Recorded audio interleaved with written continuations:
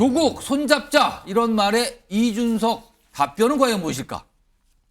이게 시청자 여러분이 그동안 상상을 하셨나요? 조국 전 장관이 이준석 대표를 보고 손을 잡자, 연대하자, 같이 가자. 정치가 아무리 생물이긴 하지만 이런 상황도 지금 나오는군요. 일단 조국 전 장관의 얘기인데 어제 나온 얘기입니다. 이거 좀 들어보겠습니다. 민주당 단독으로 200석 얻는 건 사실상 거의 불가능에 가까울 것이고, 또 이준석 신당도 윤석열 정권에 대해서 강한 비판을 하고 있는데, 이준석 신당까지 다 합해서 다 모으면 200석이 될지 안 될지 그럴 정도일 거라고 예상합니다. 돌 하나는 들겠다 이런 얘기는 답을 했는데, 점점 시간이 지나다 보니까 돌 하나로는 안 되겠더라고요. 돌을 여러 개 들어야 될 것 같고, 또 돌만 들어도 또 안 될 것 같다는 생각은 하고 있다. 이렇게 답을 대신하겠습니다. 최근에 정치로 총선 출마의 의사가 있는 거 아니냐, 그리고 뭐 신당을 만들고 있는 거 아니냐 얘기까지 듣고 있는 상황에서 조국 전 장관의 입에서 이준석 신당 얘기가 연대 대상으로 나온 겁니다. 자, 화면 좀 보겠습니다. 일단 이준석 대표가 이런 반응을 글로 올렸죠. 조국 정치적인 움직임 준비 중이라 전해 들었다. 그런데요, 개혁신당은 조 전 장관과 정치적 행보 같이 할 계획이 없다. 일단 거절을 했어요. 딱 선을 걷습니다. 자, 그럼요. 여기서 이준석 개혁신당 대표 직접 연결해 보도록 하겠습니다. 궁금한 점이 많은데요. 자, 이준석 대표 나와 계시죠? 네, 안녕하세요. 예, 오랜만에 연락을 좀 드리는 것 같은데요. 예, 예. 자, 바로 좀 이 시청자 여러분이 궁금하실 것 같아서 어제 조국 전 장관, 이준석 대표의 개혁신당과 연대 필요성을 그런 취지의 얘기를 꺼내놨는데, 이거 말도 안 되는 얘기라고 생각하십니까? 이거 어떤 생각이십니까, 지금? 뭐 조국 전 장관이 이야기한 의미가 결국에는 저희 개혁신당도 결국 윤석열 정부의 정책에는 다소 이제 반대 입장을 가지고 있기 때문에 결국 그런 입장들이 모여서 200석을 넘기면은 조국 장관이나 민주당 쪽에서 생각하는 정치적 목표, 예를 들어 뭐 탄핵이라든지 아니면은 뭐 거부권 무력화라든지 이런 것을 달성할 수 있지 않을까라는 그냥 산술적인 계산에 의한 것으로 보이는데요. 예. 저희가 뭐 조국 전 장관 측이나 민주당 측과 어떤 걸 논의하거나 아니면 논의할 계획 자체가 없습니다. 그러면 연대 가능성은 거의 제로다, 0이다 이렇게 봐도 되는 겁니까? 연대 가능성은 0이고요. 예. 그 나중에 선거 결과에 따라서 의석 배분이 어떻게 되느냐에 따라 가지고 그 뒤에 이제 어떤 사안들에 따라 가지고는 저희도 예. 뭐 표결이나 이런 데 참여해야 되지 않겠습니까? 예. 그 과정에서 뭐 민주당과 동일한 선택을 할 수 있는 사안도 있을 것이고 다른 선택을 할 수 있는 사안도 있을 것이고, 하지만 뭔가 지금 선거를 앞두고 어떤 특정한 목적, 정치적 목적을 위해서 민주당이나 조국 전 장관의 정치적 움직임들 저희가 동조하거나 연대할 가능성 없어 보입니다. 뭐 살짝 언급하시긴 했는데, 조국 전 장관은 왜 그럼 이준석 대표의 개혁신당을 거론했을까요? 그 이유를 좀 명확하게 좀 읽으셨습니까? 아까 말씀드린 것처럼 그 조국 전 장관의 생각으로는 산술적으로 그렇게 의석수를 합치면은 뭐 200석이 넘기 때문에 그의 부수적인 어떤 탄핵이라든지 이런 정치적 절차를 진행할 수 있다는 설명을 하는 것으로 보이는데, 예. 저는 아까 말씀드린 것처럼 선거를 앞두고 그런 목적 자체가 선거의 중심에 서는 것은 굉장히 위험할 뿐더러 저희 예. 개혁신당은 계속 개혁을 하겠다는 말씀을 드리고 있습니다. 그렇기 때문에 저희의 의도와는 전혀 관계없는 조국 전 장관의 어떤 산술적인 기획이다 이렇게 생각합니다. 그러니까 가능성은 제로다. 요 답으로 뭐 설명이 좀 되는 것 같습니다. 다음 질문 좀 드리겠습니다. 얼마 전에 이낙연 전 대표를 윤핵관에 비유하셨어요. 이낙연 신당과는 이렇게 되면 이제 연대는 정말 어려지고 있다, 이렇게 봐야 되는 겁니까? 아니면 다른 어떤 열려 있는 게 더 있는 겁니까? 어차피 뭐 그 윤핵관 언급이라는 거는요, 결국 윤핵관이란 게 뭡니까? 윤석열 대통령 측근에 있는 사람들이 결국엔 익명 인터뷰를 통해 가지고 굉장히 남을 익명 인터뷰로 공격하는 문화를 가지고 있었던 걸 얘기한 거기 때문에 이낙연 대표가 윤핵관이다 이런 얘기는 전혀 아닙니다. 그래서 이낙연 대표 측근들이 최근에 한 일주일 정도 익명 인터뷰를 통해 가지고 개혁신당에 대한 공격이라든지 개혁신당의 정책에 대한 여러 가지 공격을 하고 있는 상황을 저희가 겪었거든요. 그래서 만약에 통합이나 연대의 대상으로 생각하고 접근하는 것이라 그러면은 실명을 결국 당당하게 하자. 그리고 정책에 대한 얘기 같은 경우에도 아니 정책적 이견이 있어가지고 통합을 못할 거면 통합 못하는 거고, 한쪽에서는 정치적으로 통합을 하고 싶다고 이야기하면서 한쪽에서는 저희 정책에 대해 가지고 뭐 비난 쪽의 얘기들을 한다, 이런 것들은 뭐 냉탕온탕 왔다 갔다 하는 거 아니겠습니까? 그래서 제가 그런 움직임을 자제해라 이런 이야기를 하는 겁니다. 그렇다면 그런 움직임이 자제되고 잦아들고 그렇지 않게 된다면 다시 대화를 통한 연대 가능성 이건 열려 있는 겁니까 그러면? 저는 뭐 저를 비난한다고 해서 어떤 문제가 되는 게 아니라 예. 뭐 예를 들어 메시지가 한쪽에서는 까고 한쪽에서는 띄워주고 이런 것들이 국민에게 상당한 혼란을 줄 수 있는 것이기 때문에 예. 저희가 좀 경계를 하라고 말한 것이었고요. 왜냐하면 음. 국민들이 봤을 때 한쪽에서는 까고 한쪽에서는 그런 식으로 또 띄워주면은 결국 예. 진정성 없는 어떤 논의가 아니냐 이렇게 생각할 수 있기 때문에 메시지를 조절하라는 이야기를 전달한 거였습니다. 자, 얼마 전에 이 지금 이 다른 제3지 정당을 향해서 수용 불가 인사 때문이다. 이렇게 언급하셨는데 이거 누구를 구체적으로 말씀하신 걸까요? 뭐 제가 언론에서 몇 번 언급했는데 사실 제가 원래 같이 할 수 있는 인사의 스펙트럼을 넓힐 때 예를 들어서 뭐 그 정의당의 과거 노회찬 의원이 가졌던 스펙트럼까지도 저희는 받아들일 수 있다. 노회찬 의원이 인권이나 아니면은 이런 여러 가지 사회 아젠다에 대해서 가졌던 관점들은 저희가 받아들일 수 있다. 하지만 저희가 음모론자는 철저히 배척하겠다 이런 얘기를 했거든요. 그런데 지금 보면은 결국에는 개혁 미래당이라고 하는 곳에 함께하고자 하는 인사 중에 보면은 예. 뭐 천안함 폭침이라고 하는 것이 북한의 소행이 아니라고 이제 주장하는 분들도 있는 것 같고 그리고 또 뭐 저와 정책적으로 의견이 다른 분들이 있을 수 있겠지만은 예. 그런데 아예 원색적으로 이준석을 비난하는 것을 뭐 좀 계속 정치적으로 해오셨던 분들이 예.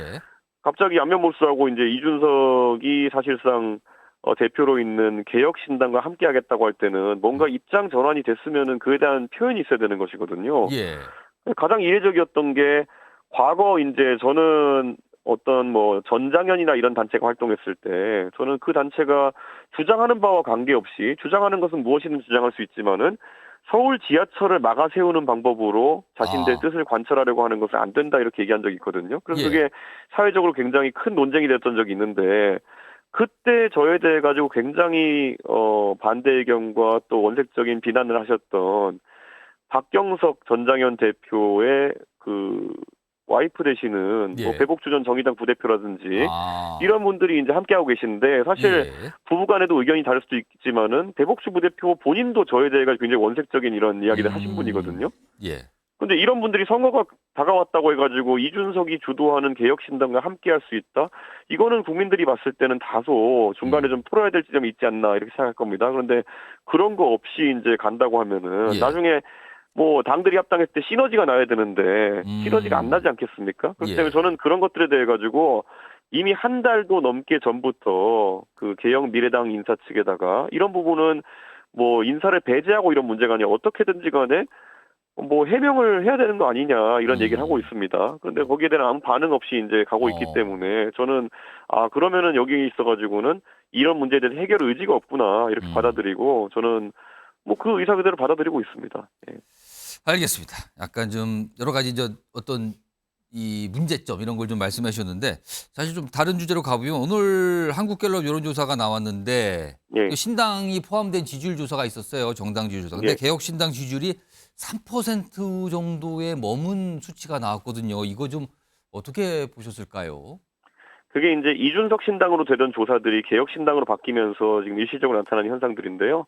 그 조사 기관이 갤럽이었습니다, 오늘. 그런데 예. 이틀 전에 세계일보에서 의뢰해가지고 갤럽에서 한 동일한 방식의 조사에서는 8%가 나왔거든요. 그렇기 때문에 그런 거야말로 이제 조사 방식이 이준석 신당에서 개혁 신당으로 바뀌면서 예. 그 안에서 이제 인지도 문제가 발생하고 있는 것이고요. 오늘 발표된 갤럽 조사에서 보면 정치 고관여층에서는 6% 정도의 결과가 나왔고 예. 정치 저관여층으로 가면 1% 정도의 결과가 나왔거든요. 예. 그렇기 때문에 말 그대로 당명 인지도에 문제가 있는 상황이고요. 같은 조사에서 이낙연 대표의 개혁미래당은 이낙연 신당이라는 이름으로 조사를 했습니다. 그렇기 때문에 뭐 그런 뭐 실제 구체적인 디테일이 있는 것이고요. 예. 개혁신당에 대한 인지도가 올라가면 올라갈수록 그 부분은 보완될 거로 보입니다. 알겠습니다. 그러니까 당명에 이름이 들어가 있는 상황 아직은 낯설다 이런 취지의 말씀인 것 같고요. 예, 실제 그 여론조사 전문가들이 오늘 결과에 대해 예. 분석하는 결과입니다. 예. 알겠습니다. 유승민 전 의원 사실은 이준석 대표와 같이 가지 않겠느냐라는 전망이 많았는데 좀 예상과 달리 지금 국민의힘의 잔류가 됐어요. 이거 좀 예. 아쉽게 생각하는 게 좀 큽니까? 마음이 좀 어떠신가요? 이 부분은?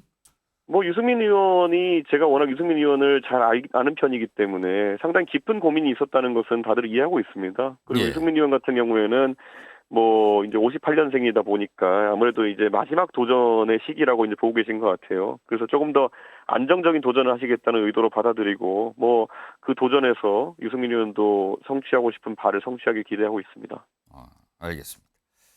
요거는 약간 좀 다른 결인데요. 한동훈 비대위원장 얘기 좀 해보겠습니다. 약간 이게 네. 직접적 대면은 아니지만 설전처럼 비춰진 게 한동훈 비대위원장이 국회의원 세비를 좀 많이 줄이자, 중위소득 수준 줄이자는 얘기를 꺼내놓고 윤석 대표는 그렇다면 법무부 장관 대통령이 솔선수범하면 찬성하겠다는 입장을 냈어요. 근데 오늘 한동훈 비대위원장이 싫으면 시집가 수준이다라고 또 그거를 반박을 했는데 이거 좀 어떻게 좀 입장을 더 내실까요, 그럼?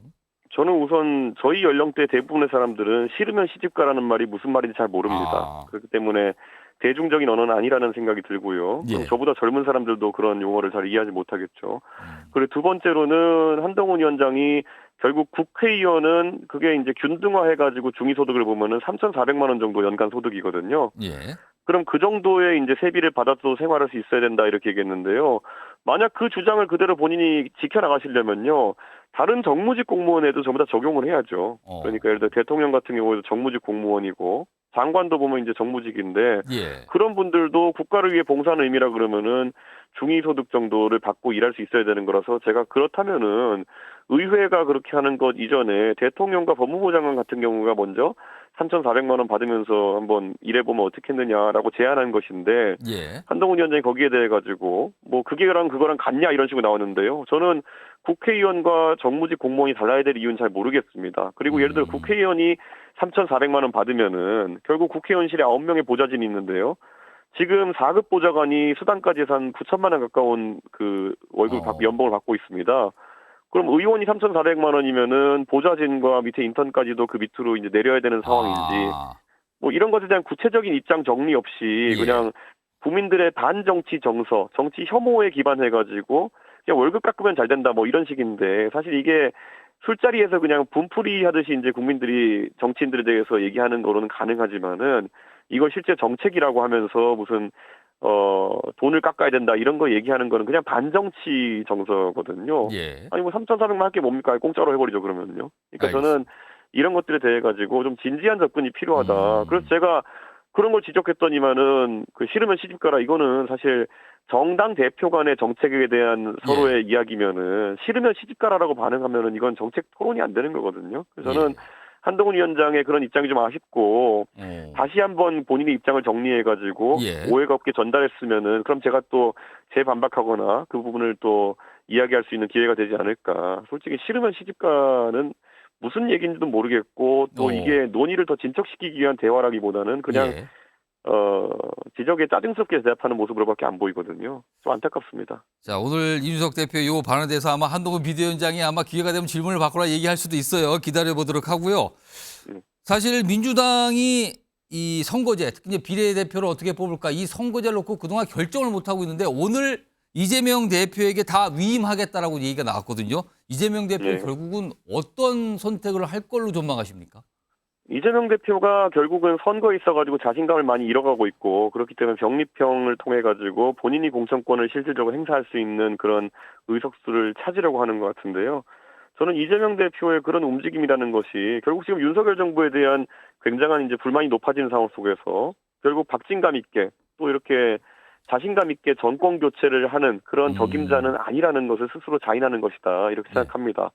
사실 지금 민주당의 지지율이 이재명 대표의 최근의 부진에도 불구하고 상대적으로 높게 유지되는 것은 결국 의당이 그 의석이 제일 많은 제1야당이기 때문에 결국 민주당이 윤석열 정부 심판에 가장 적합한 당이라고 생각하는 여론도 있을 텐데요.